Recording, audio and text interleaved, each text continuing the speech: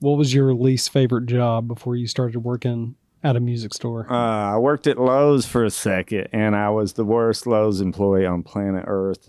You worked one day, probably. I made it.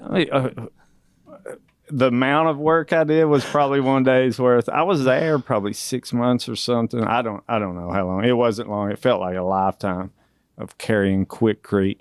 One time I had to drive a forklift, and I'm terrible at that, but I lifted up all the way to the top shelf and just stuck those forks right in bags of concrete, and they just poured out onto the ground.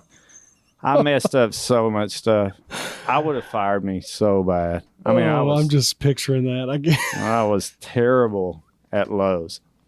So luckily, a good friend was starting a music store, and I got in on the ground floor of that. So